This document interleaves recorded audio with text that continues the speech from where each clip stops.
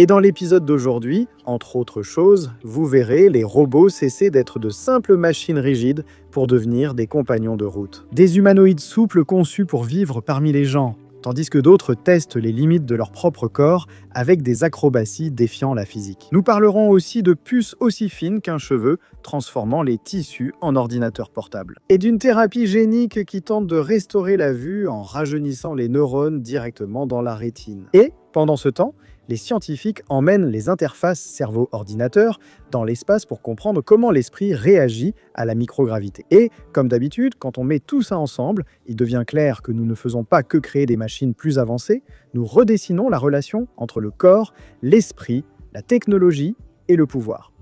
Allons comprendre tout cela.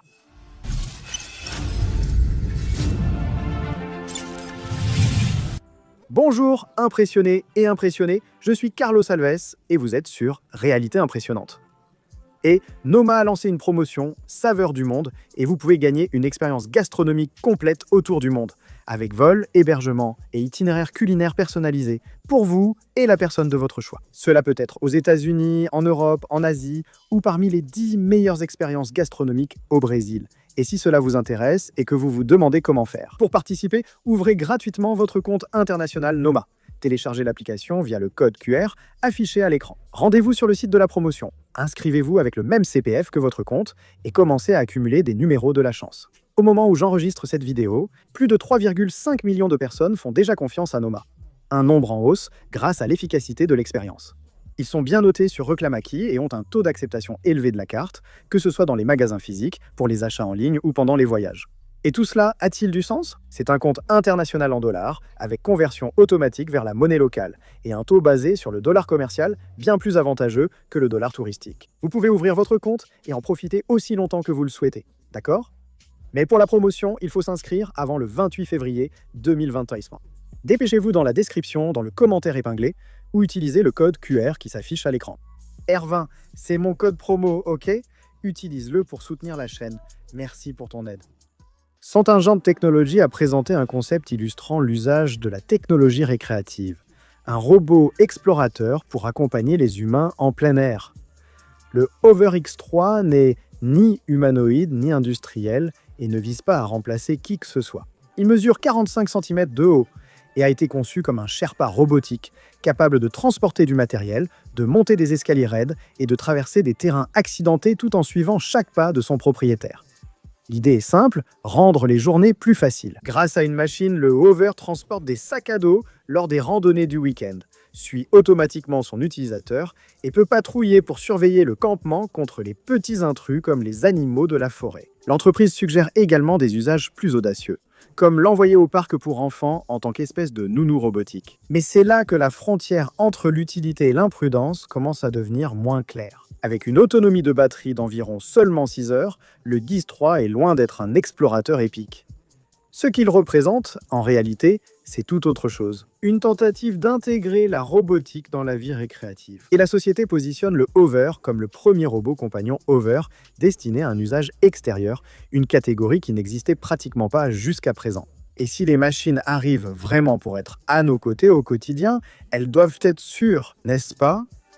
La robotique humanoïde est connue pour ses structures métalliques, ses articulations exposées et une esthétique industrielle. Mais cela commence à changer maintenant.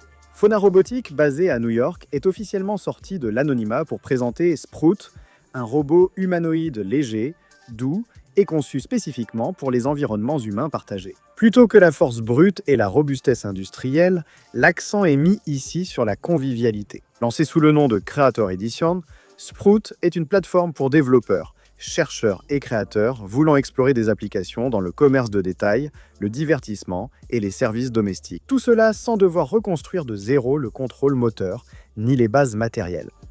C'est là qu'apparaît l'un des principaux problèmes de l'industrie, le fossé de déploiement. De nombreux robots humanoïdes actuels sont des systèmes industriels propriétaires, fermés et coûteux. Ou alors, dans certains cas, ce sont des prototypes académiques trop fragiles pour fonctionner près des gens.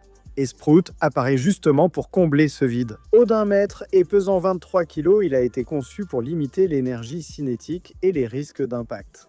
Son extérieur en matériaux souples et panneaux rembourrés réduit les points de pression. L'idée est claire, permettre une interaction physique directe y compris avec les enfants, sans que le robot ne paraisse être une machine menaçante. L'esthétique compte aussi. La Fauna mise sur la connexion émotionnelle comme cœur de l'expérience. Sprout a une tête expressive, des sourcils motorisés et un visage doté d'une bande de sente LED capable de transmettre des intentions et de simuler des émotions visuelles. Sous cette apparence amicale, cependant, se cache une base technique très solide. Le robot dispose de 29 degrés de liberté et est alimenté par une NVIDIA Jetson AGX Orin. Son système de perception comprend une caméra stéréo Z2i pour la profondeur, des capteurs temporels pour éviter les obstacles et un ensemble de microphones pour l'interaction vocale. Côté logiciel, la plateforme propose une architecture d'IA modulaire, permettant aux développeurs de remplacer des modèles et d'ajuster les comportements. Le robot est déjà livré avec des compétences préentraînées, comme marcher, s'agenouiller, ramper et même danser. Il propose également la téléopération en réalité virtuelle, compatible avec le MetaQuest 3 pour la collecte de données et l'apprentissage par imitation. Un autre point important est le contrôle de conformité. Des limites de couple définies par logiciel permettent au robot de céder en cas de contact extrême, réduisant ainsi les risques lors de collisions accidentelles. Parmi les premiers clients figurent des institutions telles que l'Université de New York et l'UC San Diego, ainsi que des entreprises comme Disney et Boston Dynamics. Fauna précise qu'ils ne veulent pas seulement vendre un robot, ils souhaitent offrir une sorte d'écran. Pour la prochaine génération d'intelligence embarquée, Exploit représente quelque chose de plus grand qu'un nouveau produit. Il signale un changement culturel dans la robotique humanoïde. Moins de force et plus de convivialité, moins de machines industrielles et plus de présence sociale, moins de machines industrielles et plus de présence sociale. Si les premiers robots humanoïdes voulaient prouver qu'ils pouvaient marcher et utiliser la force, cette nouvelle génération semble vouloir prouver qu'elle peut vivre à nos côtés. Et peut-être créer des robots souples et sociables, résoudre le problème de la cohabitation. C'est possible, mais il existe encore un autre défi bien plus difficile, le contrôle corporel absolu, car il ne suffit pas de paraître amical, il faut maîtriser chaque mouvement. Et s'il y a une entreprise qui repousse très bien les limites du corps robotique et qui le fait déjà depuis un bon moment, c'est Boston Dynamics. La transition entre le laboratoire et l'industrie est rarement cinématographique. Boston Dynamics a estimé que le dernier acte de la version 3D de l'Atlas devait ressembler à cela. Alors que l'entreprise se prépare à lancer son robot humanoïde entièrement électrique sur le marché professionnel, une dernière série de vidéos a été publiée montrant ce que beaucoup considèrent comme le sommet de la robotique bipède. Des roulades parfaites, suivies de saltos arrière, exécutés avec une précision presque surhumaine. La vidéo est virale, mais l'essentiel n'est pas l'acrobatie, c'est ce qu'elle symbolise. Dans les coulisses de ces manœuvres se trouve l'Institut RAI, dirigé par Mike Hebert, fondateur de la propre Boston Dynamics. Ensemble, ils ont travaillé pour développer ce qu'ils appellent l'IA physique, basée sur l'apprentissage par renforcement et le transfert. Zero Shot, la capacité d'entraîner des comportements en simulation et de les transférer directement sur un matériel réel, sans ajustement intermédiaire. Le robot apprend dans des environnements virtuels accélérés, puis agit dans le monde réel, comme s'il avait déjà vécu cette expérience des centaines de fois. Dans les vidéos complètes, l'entreprise a fait quelque chose d'inhabituel, rarement mentionné. Elle a également montré les erreurs, les chutes, les déséquilibres, les échecs, une transparence qui révèle quelque chose de plus grand. Le chemin vers la robustesse passe beaucoup par l'échec répété. Et cette phase de recherche a été consacrée à tester les limites absolues de la mobilité, de la coordination, de tout le corps et des stratégies de contact simultanées entre les bras et les jambes. L'objectif était de dépasser la simple locomotion pour explorer des tâches dynamiques nécessitant une manipulation en mouvement, comme ouvrir des portes, actionner des leviers ou courir avec une charge. Mais cette phase touche à sa fin. L'Atlas de production a déjà été élu meilleur robot du CES 2026 par le groupe CNET.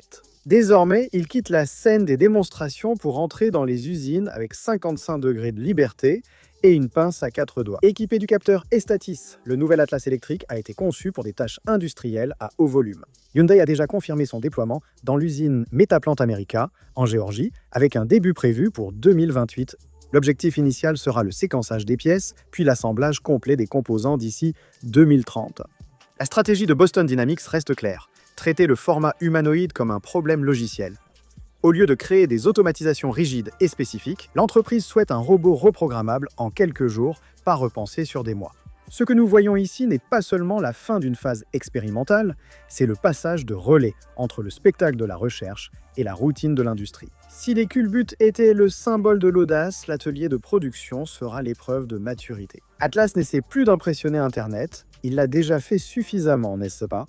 Maintenant, il se prépare à travailler pour de vrai. Et quand un robot arrive à courir, sauter et tourner dans les airs, il est clair que le corps a évolué, on peut le voir. La vraie prochaine révolution réside dans le traitement des données, pas dans les articulations. Et maintenant, cette puissance de calcul quitte les circuits rigides pour devenir du tissu. C'est bien ça. Historiquement, les microprocesseurs ont été construits selon une règle presque incontestable. Ils doivent être plats, rigides et fabriqués sur des plaquettes de silicium. Maintenant, des chercheurs de l'université de Fudan, à Shanghai, ont décidé de briser cette logique. Plutôt que d'adapter les puces au tissu, ils ont fait plus radical, transformer le tissu en système informatique. Le résultat, ce sont des fibres ultra fines, aussi fines qu'un cheveu humain, capables d'intégrer des circuits électroniques complets dans leur structure. Je ne parle pas seulement de capteurs ou de fils conducteurs, je parle de micro-ordinateurs enroulés sous forme de fils. Dirigé par Peng Huxiang de l'Académie chinoise des sciences, l'équipe a passé plus d'une décennie à développer ce qu'ils ont appelé les fixes circuits intégrés en fibres. Le processus commence par une feuille de polymère extensible, lissée jusqu'à atteindre une rugosité inférieure à 1 nanomètre. Sur cette base flexible, on utilise la lithographie traditionnelle pour fabriquer transistors, résistances, condensateurs et diodes, comme sur une puce classique. Ensuite, cette puce plate est enroulée comme un rouleau de sushi, formant une spirale compacte qui se transforme en une fibre scellée. Le résultat est surprenant. Chaque centimètre de la fibre peut contenir environ 100 000 transistors. Un seul millimètre en intègre déjà des dizaines de milliers.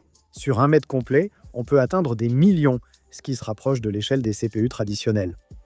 Mais peut-être que le fait le plus impressionnant n'est pas la puissance de calcul, c'est la résistance. Les fibres supportent plus de 10 000 cycles de flexion et d'abrasion et peuvent s'étirer jusqu'à 30%. Elles ont été tordues jusqu'à 180 degrés par centimètre, ont résisté à plus de 100 lavages en machine, ont supporté des températures allant jusqu'à 100 degrés et ont survécu après avoir été écrasées par un camion de 15 tonnes. Tout cela tout en restant optimal. Contrairement aux générations précédentes d'électronique sur fibre, centrée sur la conduction d'énergie ou des capteurs simples, cette technologie intègre alimentation, détection, traitement et affichage dans un seul filament. Elle traite des signaux numériques et analogiques, effectue une reconnaissance d'images basique avec une architecture inspirée des réseaux neuronaux et fonctionne avec un système informatique complet mais flexible. Cela révolutionne les technologies portables, des vêtements traitant localement les données, des gants chirurgicaux transmettant des sensations à distance, des interfaces cerveau-ordinateur adaptées aux tissus mous humains et des dispositifs de réalité virtuelle sans modules externes rigides peuvent désormais exister. Selon l'équipe, c'est la clé de la prochaine génération d'électronique intégrée au corps humain. Parce que le corps n'est pas fait de silicium, évidemment, n'est-ce pas? Il est fait de tissu mou. Et maintenant, pour la première fois, l'informatique commence à parler ce même langage physique. Et lorsque le traitement, les capteurs et l'intelligence deviennent partie intégrante du tissu que nous portons, la frontière entre la technologie et la biologie commence à devenir de plus en plus floue. Si l'informatique peut déjà être cousue dans les vêtements et pliée comme un cheveu, la prochaine étape est inévitable. Rapprocher encore plus la machine de l'esprit. Et lorsque cette connexion atteint le cerveau humain, la frontière cesse d'être technologique. Elle devient biologique et même spatiale. Jusqu'à récemment, les interfaces cerveau-ordinateur, ces puces qu'on implante dans la tête des gens, étaient testées uniquement dans des laboratoires hautement contrôlés, protégés contre les radiations, la microgravité et aussi le vide spatial. Maintenant, selon les autorités chinoises, tout cela a changé. Une équipe de la NPU aurait effectué la première vérification en orbite d'une interface cerveau-ordinateur implantable et entièrement sans fil. Le dispositif a été envoyé dans l'espace en décembre dernier via une plateforme dédiée aux expériences orbitales. L'objectif était simple: découvrir si un système capable de lire les signaux cérébraux pourrait survivre et fonctionner, bien sûr, en dehors de l'atmosphère terrestre. Et cela a fonctionné. Pendant l'expérience, l'interface cerveau-ordinateur a été placée dans un environnement simulé de fluide corporel reproduisant les conditions biologiques réelles. Et même exposé à des conditions extrêmes de l'espace, le dispositif a maintenu une collecte stable des signaux d'électroencéphalogramme. Cela signifie que les composants neuronaux fragiles n'ont subi ni court-circuit, ni dégradation, ni perte de précision. Selon les chercheurs, ce test comble une lacune mondiale en prouvant que les dispositifs électroniques neuronaux fonctionnent hors Terre. Son impact dépasse toutefois l'ingénierie. L'espace entraîne des changements majeurs dans le cerveau humain. En quittant la gravité terrestre, on observe un déplacement céphalique des fluides. Sang et liquide céphalorachidien montent vers la tête. Les missions prolongées ont montré une augmentation de la taille des ventricules cérébraux, des altérations cognitives et des changements dans l'élimination des déchets métaboliques par le cerveau. Jusqu'à présent, ces défauts étaient étudiés de manière indirecte. Grâce à une interface cerveau-ordinateur en orbite, il est possible de surveiller en temps réel l'activité neuronale et de cartographier l'effet de la microgravité sur le cerveau humain. C'est essentiel pour les missions longues qui dureront des années dans l'espace. La Chine a officiellement classé les interfaces cerveau-ordinateur comme l'une des 6 industries du futur, et tout cela fait partie du fameux 15e plan quinquennal. L'objectif déclaré est d'intégrer les BCI dans les secteurs de la santé et de la fabrication d'ici 2027 et d'établir un leadership industriel mondial d'ici 2030. Ici sur Terre, le défi est un peu différent. Il ne s'agit pas seulement de suivre les signaux neuronaux, mais de restaurer les neurones déjà perdus. Et, pour la première fois, des scientifiques essaient de rajeunir les cellules afin de redonner quelque chose qui semblait irréversible jusqu'à présent. Perdre la vue à cause de la dégénérescence du nerf optique signifie une sentence presque définitive. Les dommages surviennent, les neurones meurent, il n'y a pas de régénération. Cependant, à partir de maintenant, une entreprise de biotechnologie veut changer cette logique. Life Bioscience amène en clinique une thérapie génique expérimentale appelée ERCENT, une approche qui ne cherche pas seulement à ralentir la maladie, mais à rajeunir les cellules de la rétine. La proposition vise à rajeunir les neurones en les reprogrammant épigénétiquement pour restaurer leur fonctionnement. La cible, ce sont les neuropathies optiques, maladies entraînant une perte irréversible de la vision. Quand les cellules glaucomateuses de la rétine meurent, responsables de relier l'œil au cerveau, elles ne se régénèrent pas naturellement. La thérapie repose sur la plateforme de reprogrammation épigénétique partielle conçue par LifeBios. Au lieu de modifier l'ADN, elle modifie les marqueurs biochimiques qui régulent quels gènes sont activés ou désactivés, les fameux profils épigénétiques. La méthode utilise 3 facteurs de transcription, connus sous le nom de facteurs de Yamanaka: OZT4-SOX2 et KLFO4. Collectivement, ils sont appelés OSK.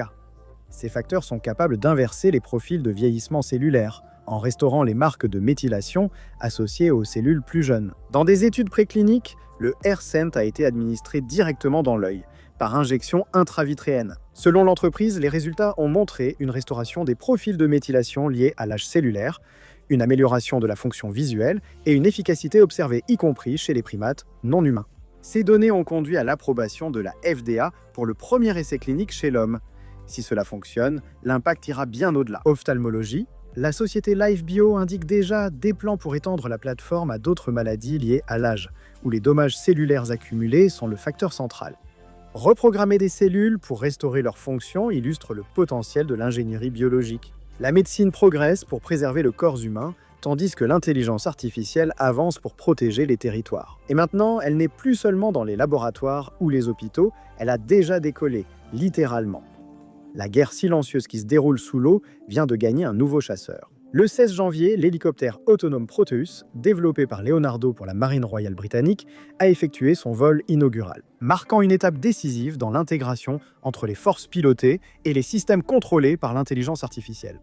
Ce n'est ni un simple drone militaire, ni un hélicoptère grandeur nature. Avec 3 tonnes, une capacité de charge d'1 tonne, une vitesse maximale de 261 km/h et une autonomie allant jusqu'à 5 heures de vol. Et sa mission principale est la guerre anti-sous-marine. Le lancement du Proteus s'inscrit dans la reconfiguration stratégique de la défense britannique, fondée sur la révision de défense de 2025. Le nouveau modèle ne repose pas uniquement sur les navires, sous-marins et aéronefs pilotés. La proposition est désormais une aile aérienne hybride, une combinaison de plateformes conventionnelles avec des systèmes autonomes opérant ensemble, c'est-à-dire l'IA contrôlant les machines. Proteus est une pièce maîtresse de ce mécanisme. Contrairement aux drones traditionnels, il n'est pas seulement piloté à distance. Son logiciel interne permet une prise de décision autonome pendant la mission, capacité qui sera renforcée au fil des tests. Et bien sûr, son apparence changera probablement à mesure que la technologie mûrit. Mais le concept est déjà clair, la guerre du futur ne sera pas habitée, elle sera connectée et largement assistée par l'intelligence artificielle. Si vous rassemblez tout ce que nous avons vu ici aujourd'hui, vous vous rendez compte que ce ne sont pas des histoires isolées, n'est-ce pas? Des robots plus humains, des tissus qui traitent des données, des cerveaux surveillés dans l'espace, des cellules rajeunies, des machines prenant des décisions toutes seules. Nous ne faisons pas que créer de la technologie, mes amis, nous étendons le pouvoir de notre civilisation. Eh bien, si vous avez aimé cet épisode, laissez votre like et vérifiez que vous êtes bien abonné, d'accord? Merci de m'avoir accompagné jusqu'ici et on se retrouve dans la prochaine vidéo. Il suffit de cliquer sur l'une des 2 suggestions qui s'affichent à l'écran. Merci, salut!